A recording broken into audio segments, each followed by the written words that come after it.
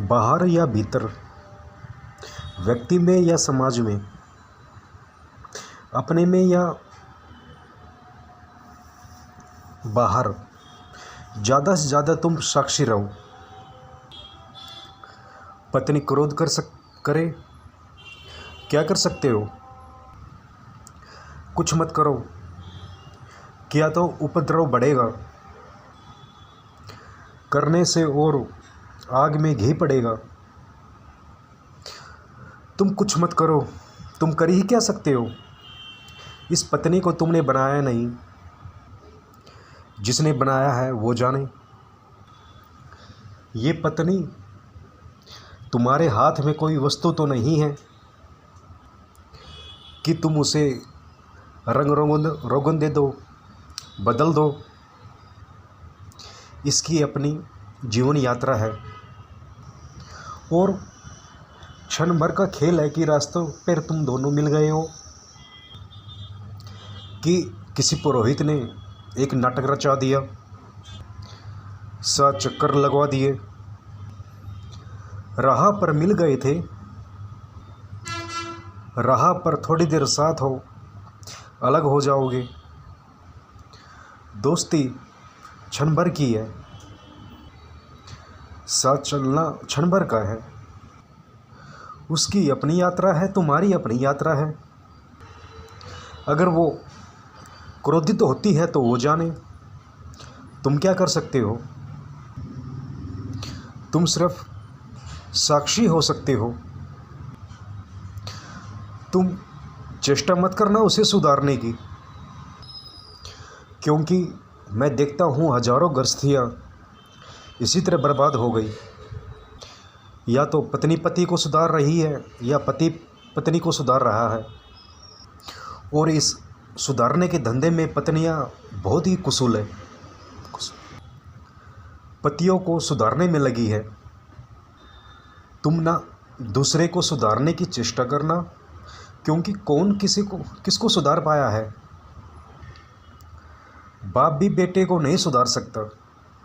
छोटा सा बेटा, अभी कोई भी ताकत नहीं, फिर भी उसको कोई सुधार नहीं सकता। सुधारोगे कि तुम बिगाड़ोगे? लाओ से कहता है कि जो कर्म करता है वो बिगाड़ देता है। जिस बाप ने सोचा कि बेटे को सुधारना है, उसने बिगाड़ा है। अच्छे बाप अनिवार्य रूप से बुरे बेटे के जन्म के दाता हो जाते हैं। जिस पत्नी ने सोचा कि सुधारना है, कि संबंध नष्ट हुआ, कलह शुरू हुई। जिस समाज ने सोचा कि सुधारना है, ये करना है, वो करना है, जिस समाज में भी सुधारक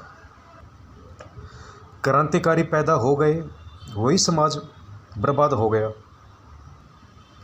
दुनिया अपने से चलती है, वो नदी अपने से बहती है। तुम किनारे बैठे रहो, तुम जितना मौज ले सको ले लो, और जब कर्ता का भाव चला जाए, पत्नी जब भी क्रोधित होगी, तुम नाटक देखने का मज़ा ले सकते हो। क्योंकि जब अपने हाथ में ही कुछ नहीं, ये भावना भी प्यारी है, परमात्मा करवा रहा है। देखो, बनी चंडी स्त्री बुद्धिमान बर्तन तोड़ रही है, ये खेल देखो। गीता रामायण का अर्थ करके बता देती है।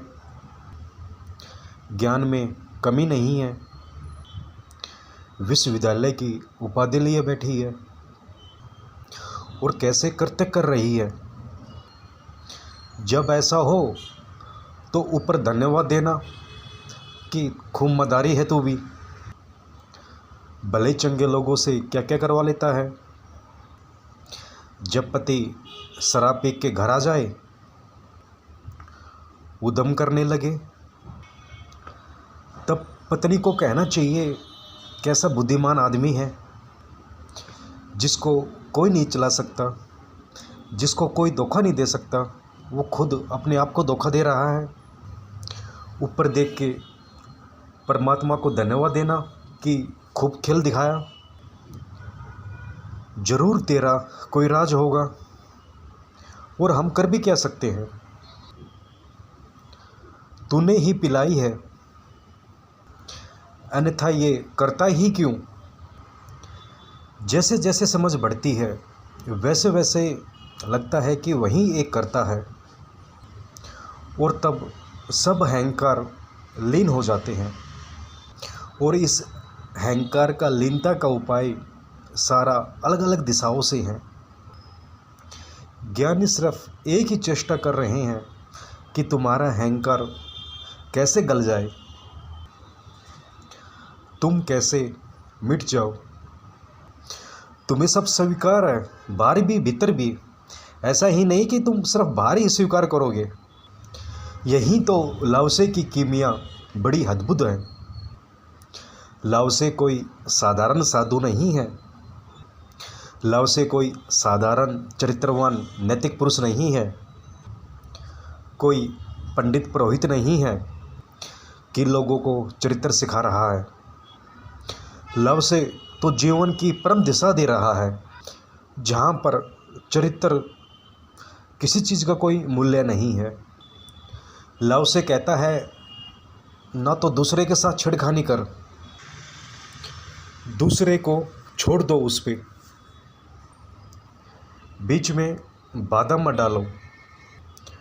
और यही बात लाओसे अपने लिए भी कहता है कि अपने साथ भी बहुत ज़्यादा छेड़खानी मत करो। क्रोध है, उसको हटाना है। कौन हो तुम हटाने वाले। काम वासना है कि इसे मिटाना है। कौन हो तुम मिटाने वाले।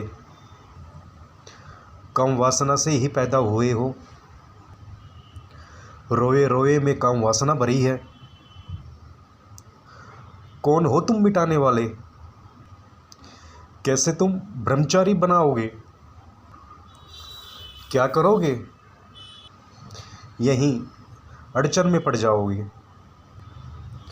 व्यर्थ ही अपने साथ लड़ने लगोगे, और जीवन के जो क्षण उत्सव के हो सकते थे वो अपने ही साथ कमी में बीत जाएंगे। स्वीकार कर लो, और ये स्वीकार आत्मिक और परम है। ना निंदा करो, ना प्रशंसा करो। जैसे हो राजी रहो, और दूसरे के लिए भी जैसा हो होने का मौका दो दूसरे को।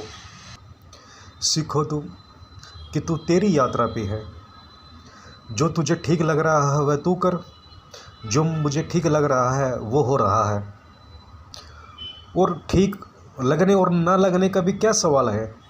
जो हो रहा है वो हो रहा है, जो नहीं हो रहा वो नहीं हो रहा। तब कैसी अशांति होगी। जब जो हो रहा है वो हो रहा है ऐसा भाव बैठ गया, तथागत आ गई, फिर कैसी शांति, फिर कैसी बेचैनी, फिर कैसे अशांति, फिर कैसे बेचैनी।